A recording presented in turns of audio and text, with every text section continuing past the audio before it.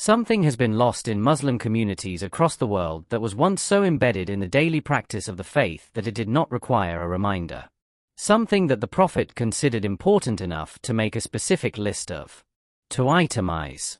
To teach to his companions as a set of obligations, not suggestions, obligations, that every Muslim carries toward every other Muslim they encounter. And what has been lost is not a complex theological position or a difficult act of worship. It is the simple, daily, ordinary practice of actually showing up for each other. Of greeting properly. Of visiting when someone is sick. Of following the funeral of someone you knew when they die.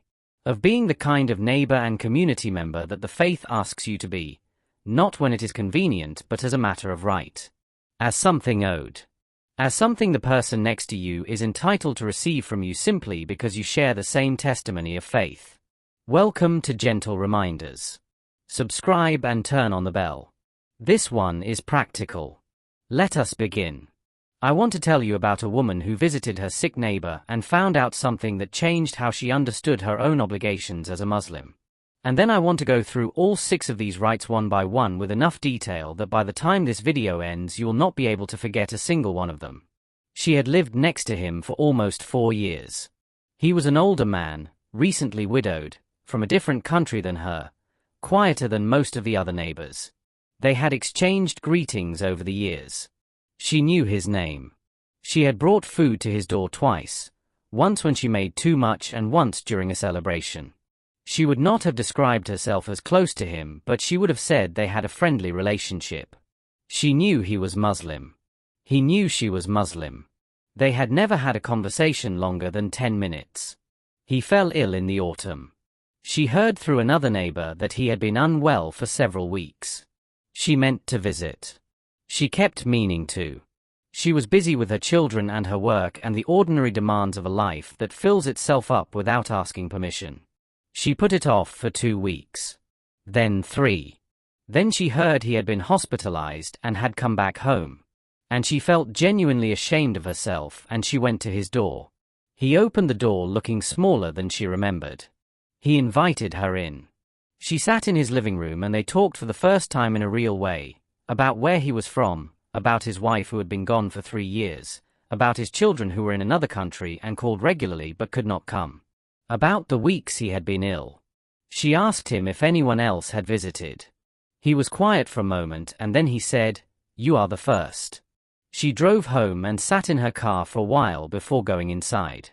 She was not angry at herself in a simple way. She was something more complicated, the feeling of someone who has discovered that they have been failing at something they did not know was a requirement.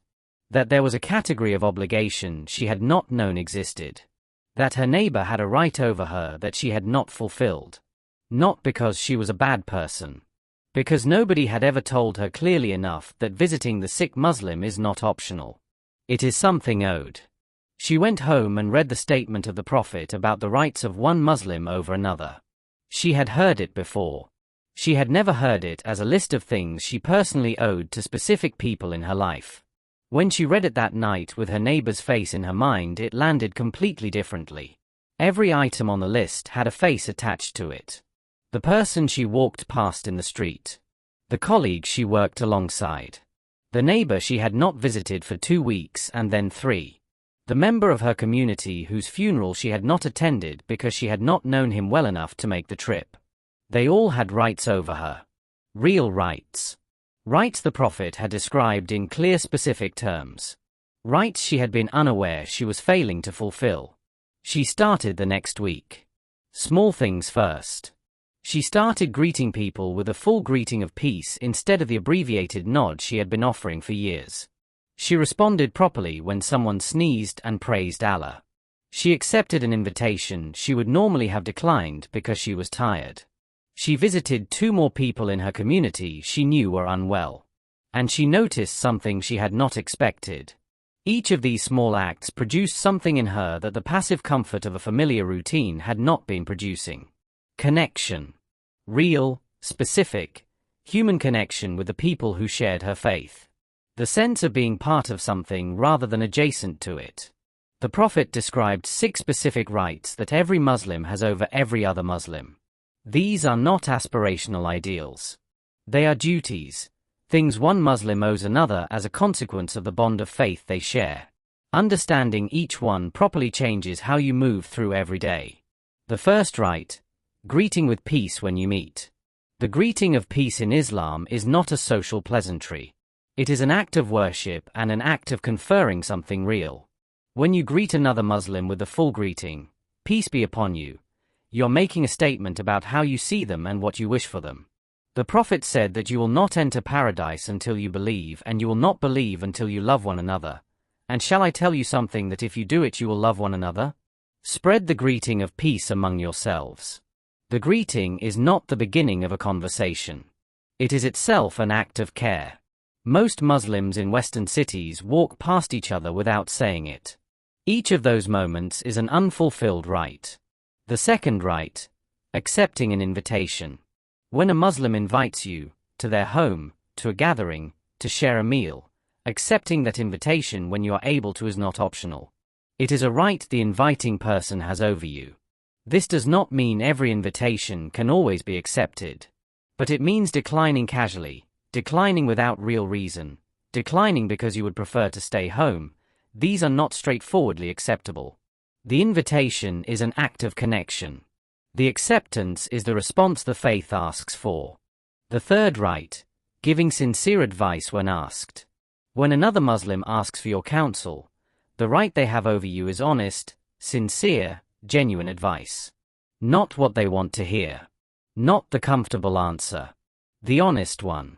The Prophet described this as wanting for your fellow Muslim what you want for yourself.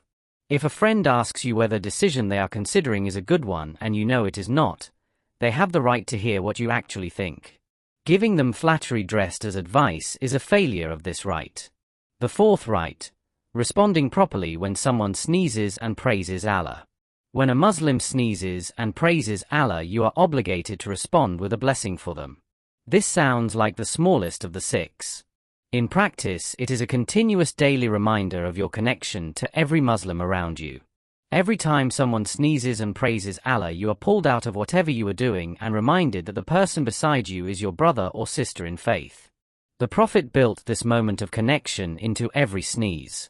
The fifth right, visiting when ill. This is the right the woman in this story had failed to fulfill.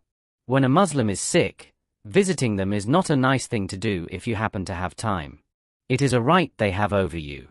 The Prophet described the reward of visiting the sick in terms that make clear he considered it one of the most significant acts of community. He said that the visitor of the sick walks in a garden of mercy until they sit, and when they sit they are enveloped in it. He also described a direct divine response, Allah saying, "My servant, you visited the sick for my sake, and I tell you that I was that sick person." The sick Muslim has the right to be visited. Not texted. Not thought about warmly. Visited. The sixth right, following the funeral. When a Muslim in your community dies, following their funeral, attending the prayer, accompanying the body, is a right that person has over you. The Prophet described the reward of following the funeral until the prayer is completed as equal to a great measure of reward, and following it until burial as double that. Most Muslims in Western countries attend the funerals of family members and close friends and not much beyond that. The Prophet's teaching makes clear that the bond of faith extends the obligation of attendance beyond the inner circle. These six rights together form a complete system of community. A Muslim community in which these rights are actively fulfilled is a community in which no one lies in a hospital bed unvisited. No one dies without someone following their funeral who knew them. No one goes ungreeted in the street by a person who shares their faith. No one receives flattery when they needed honesty. The Prophet designed a community held together not by proximity or ethnicity or family connection, but by mutual obligation arising from shared faith. And in Western cities where Muslim communities are scattered and often isolated, these rights are more important than they have ever been. If you want to understand everything Islam teaches about community, rights, relationships, and how a Muslim is supposed to move through the world with the people around them, it is all in our Complete Muslim's Guide to Islam. There is a full chapter on Islamic manners and character covering the complete ethical framework the Prophet established. The link is in the description below. The woman in this story goes to visit her neighbor every week now. She brings food sometimes. Sometimes she just sits. He told her recently that the visits have become the thing he looks forward to most in the week. She told him she was sorry it took her so long to start. He said, "You came. That is what matters." 6 writes. Most of us can think of at least one person in our community right now toward whom we are failing one of them. The colleague who has been ill and we have not visited. The invitation we declined without real reason. The Muslim we walk past in the street without the greeting. The funeral we did not attend because we did not know them well enough. The Prophet made a list. He was specific about it. Because he knew that without specificity these obligations disappear into the general good intention of wanting to be a good Muslim without ever doing the specific things that good Muslim community actually requires. Pick one of the 6. Pick the one you know you have been failing at. And do it this week. Just one. Just once. And then the week after that.